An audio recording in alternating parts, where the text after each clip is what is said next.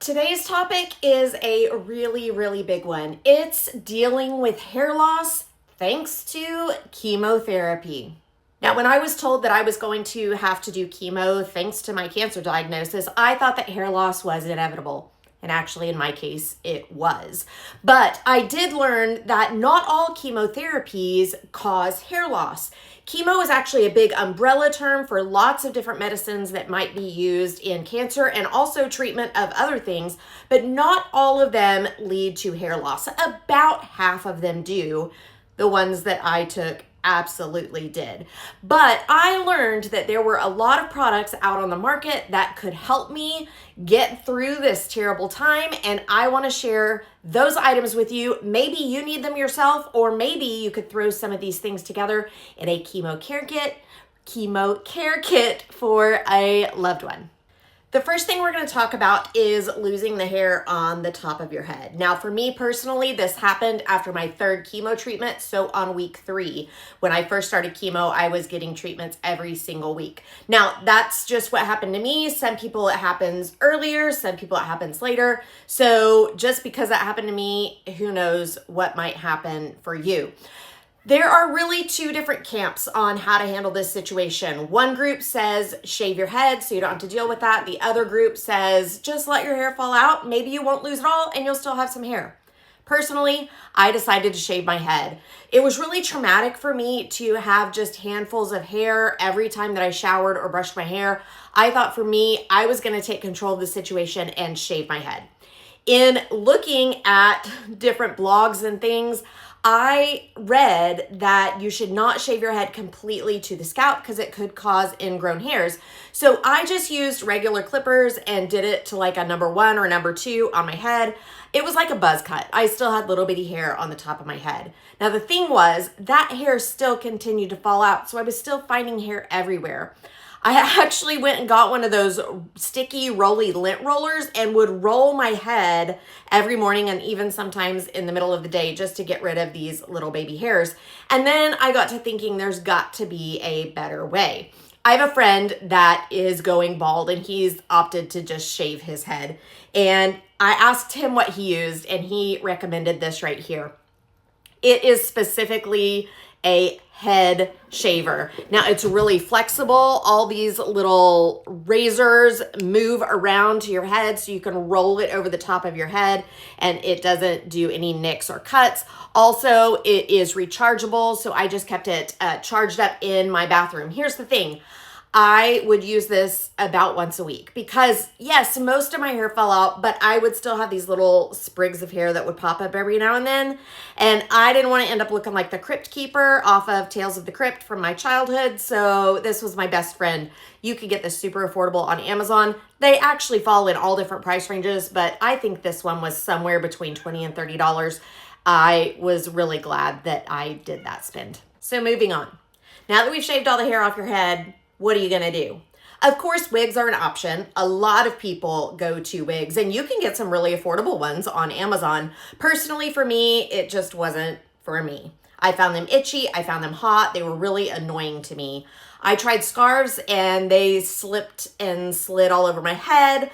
I tried hats, and either they didn't fit right or they were really uncomfortable. So I knew that beanies were the way to go, and I grabbed a few off of Amazon. But as they came in, I found that a lot of these beanies, they were really uncomfortable, and I'm going to show you why. This was the first one I started with. It was just like a traditional turban. It was actually too small for my head, but also it had all these exposed seams and like these bunches of fabric. Evidently, my cat wants to be a part of this video, so bear with me.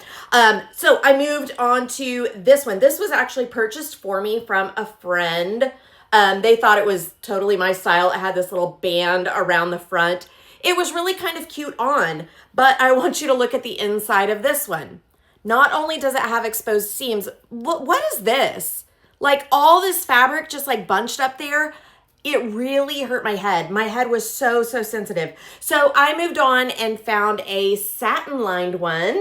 I thought this was going to be it. It was going to be soft and cozy on my head. No exposed seams, but it has elastic in it, and that elastic just squished my head. Now, I have known how to sew since I was a little bitty girl. I went to the fabric store. I found some super, super soft fabrics, and I went to my sewing machine and designed my very own. Now, my beanies, of course, had no exposed seams. This is actually the inside of my beanie. So I hid all those seams inside the beanie. It is double lined, but since it's a really soft, light fabric, it wasn't an issue. The other thing that I really liked is there's no elastic. It just is in the type of fabric that I chose that made it completely stretchy. Now, I made it kind of tall. I'm going to see if I can show you guys without putting this on my head. It's kind of a tall beanie, but I have this twist at the back that weights it down. So when it's on your head, it kind of lays in the back and you really don't see the top of your head because that twist closes up. But what's really cool about that, now that I have hair, I probably should have put this on for this video, but I can now wear a ponytail and still wear this beanie. Guys, I designed this and really focused on a lot of the things that were really important to me. And I have a great surprise for you because you can actually purchase these at comfortbeanie.com. Yeah, so I got cancer and fun story, I made a business out of it. I never saw it coming, but it happened. Now I've ventured out into these headbands for the grow out process too, because these crazy chemo curls are growing like crazy, but thanks to this headband, I can keep them up off my neck. So check out comfortbeanie.com for those beanies and these headbands. But let's keep moving. Okay, so fun story. You don't just lose hair on your head in chemo. If you lose it on your head, you're gonna lose it all over your body. I found that great because I no longer had to shave my legs or go get them waxed. That was fabulous. But a couple other things happened along the way. I lost those eyebrows and I lost those lashes. Now that was not fun at all.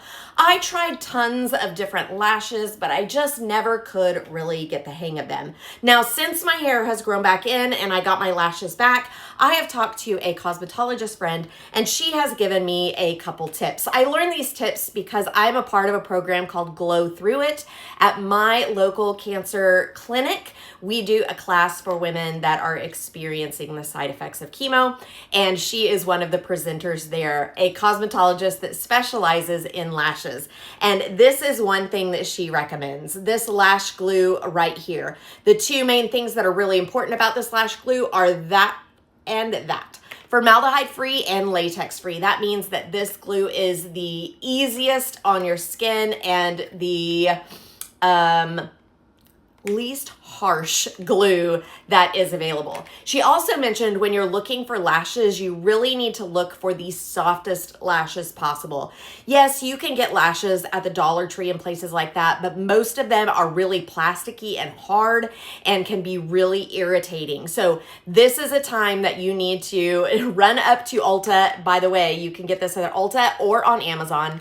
But also grab you some lashes. I would recommend getting lashes at a place where you can actually see what you're getting instead of shopping for them on Amazon. While I am a huge proponent for Amazon and use it for most things, that is something that I really think that you need to see and feel. Now, obviously, I couldn't figure out lashes for myself, so I'm not going to teach you how to do lashes, but definitely check out a beauty influencer. There's tons of them here on YouTube, TikTok, Instagram, all the things, and I know that they have some great tips and tricks for you for putting on lashes. Okay, now let's talk eyebrows. Now, I am someone that has always had huge bushy eyebrows. Actually, I didn't have two of them. I had one giant eyebrow, a caterpillar right across my face. Lost all of them in chemo. And a face looks really odd without eyebrows. You never realize it until you actually see it. So I knew I had to do something. I went to Amazon just to see what I can find, and I found these and absolutely loved them. Yes, they are tattoo eyebrows. Think back to your childhood when you would use those temporary tattoos that you just put on with the wet sponge or the wet wash rag. That's exactly what this is. Now, they are available in tons of different eyebrow shapes, but also different colors. They have black and brown, but I found that the brown was a little more reddish. I really preferred the black myself. Now, yes, these are some big old bushy eyebrows, but I would just kind of cut them right in there, so it kind of cut off some of that craziness that would have been in the middle of my face. Here's the great thing. They have a guide on the back. This is the actual tattoo side, and then there's a guide on the back. So when you're actually placing them on your face, you can still see where they're going to go. So I would just cut out one. Like I said, I would cut it a little more narrow on the middle part, find where it needed to go on my face, and just use a wet wash rag to put it on there, and then the paper would just slide right off. Yes, I totally messed them up sometimes and would get one like, or like up too high, up too low, or down too low. Here's the great thing. A little bit of castor oil, or if you don't have that, any type of facial oil, and those would come right off. So yes, I did have to wash these off every single night. They're not a one and done. You would have to do them fresh every single day.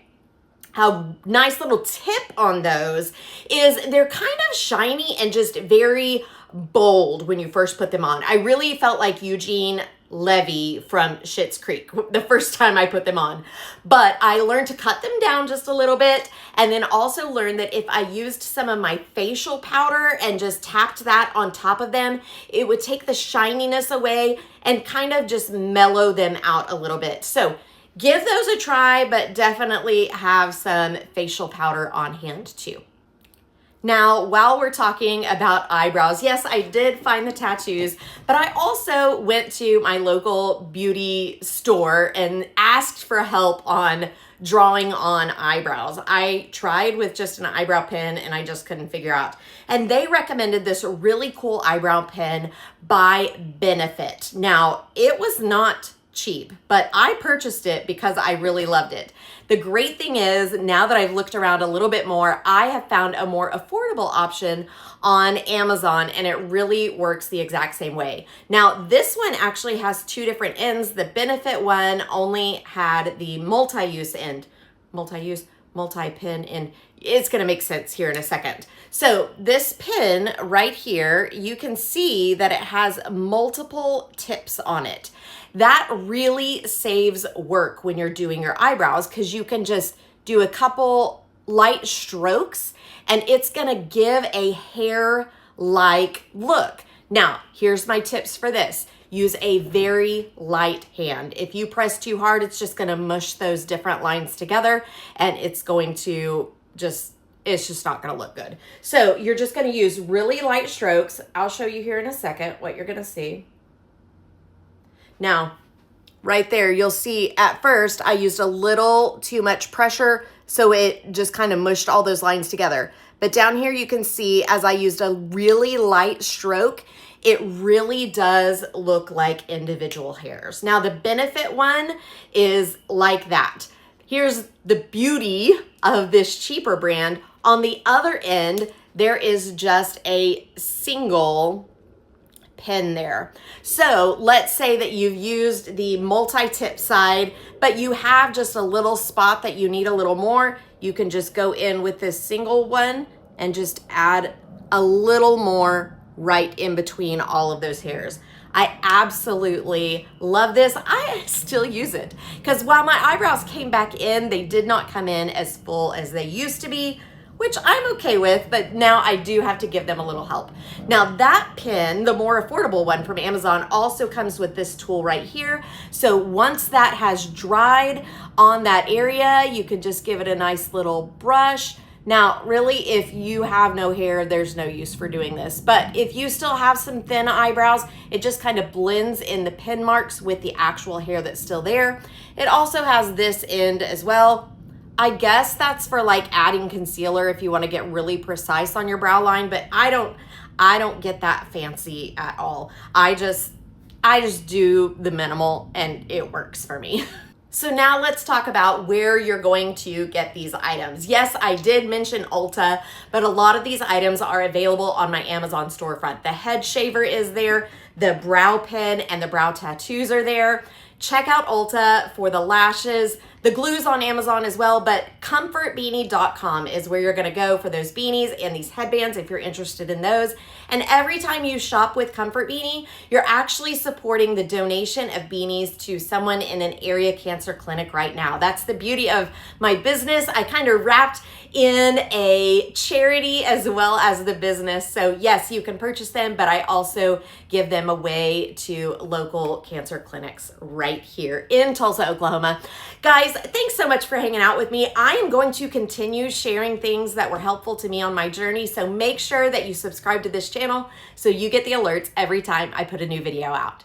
Hope you guys have a great day.